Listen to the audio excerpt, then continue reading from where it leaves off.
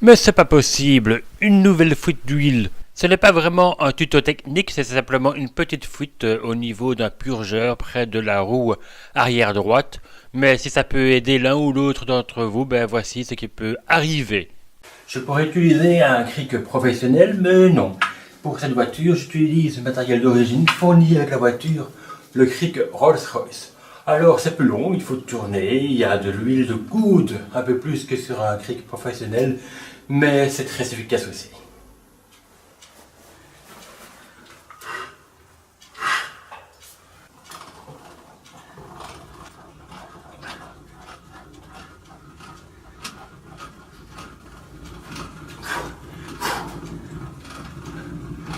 Ah, elle monte.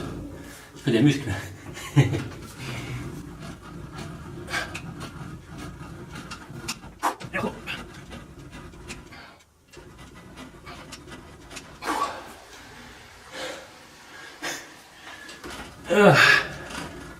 Nous sommes en 1981 et c'est le cric de 1981. Voilà, ça fait. Donc la première chose à faire, c'est de découvrir l'origine du problème. Ouf. Donc, je vois ici une coulée sur le garde-boue. Ça vient d'où? Ouh là là. Ah, je crois que j'y suis arrivé. Encore un petit effort. Quand on a nippon, là ça va. Oh c'est dur. Ah ben voilà, j'ai vu. Je filme l'endroit pour repérer cela. Après, en fait, je vais pas me mettre en dessous pour pas que ça coule sur moi. C'est un purgeur qui s'est desserré, tout simplement, et qui cause cette petite fuite hydraulique. Donc c'est rien de grave. Il faudra juste que je resserre ce purgeur. Ouf, ça va. Et quand on a ni fosse, ni pont, il faut faire un peu de gymnastique pour entrer et sortir. Et le reste, j'en profite. Là, tout va bien. Là-bas aussi.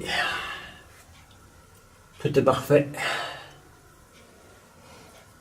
Au contrôle technique organisé par la SBV, de toute façon, ils avaient rien vu de spécial, donc c'est très bien.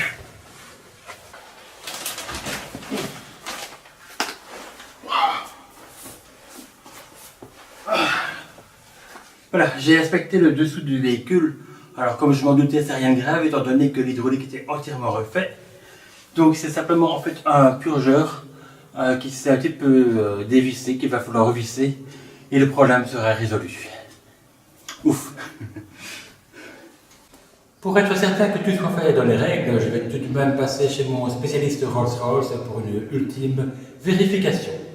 Tiens, j'ai découvert quelque chose que je n'avais jamais vu en 9 ans. Allons voir ça. Donc le témoin lampe, ici, s'allume pour la première fois en 9 ans. Et c'est lorsque j'appuie sur la pédale de frein. Donc c'est pour me dire que j'ai... un feu stop qui ne fonctionne pas.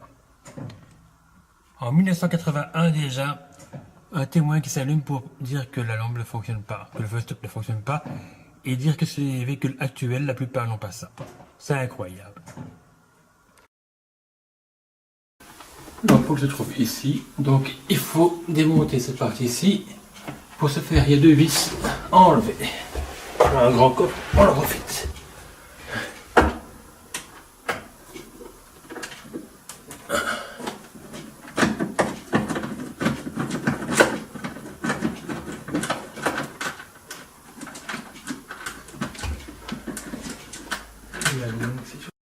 Ah voilà. Il faut un petit peu tirer pour la voir. La seconde.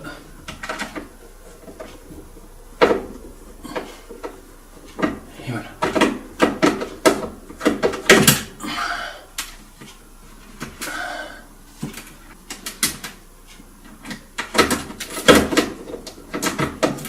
Voilà.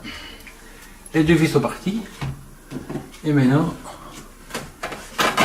je peux enlever ceci et accéder aux ampoules.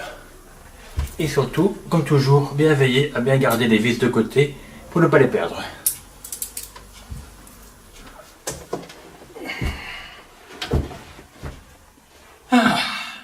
Non, c'est pas encore l'heure de la sieste. Il faut encore changer l'ampoule. Donc on ne se trompe pas, c'est bien l'ampoule du bout. Donc il faut défaire le connecteur. Voilà. Et on a accès à l'ampoule.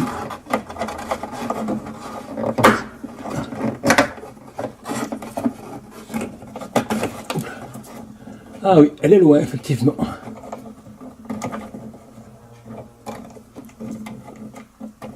Et voilà, l'ampoule à remplacer. Tant qu'on y est, on voit qu'il y a également le feu de position avant gauche qui ne fonctionne pas. Il faudrait également remettre les essuie-feurs.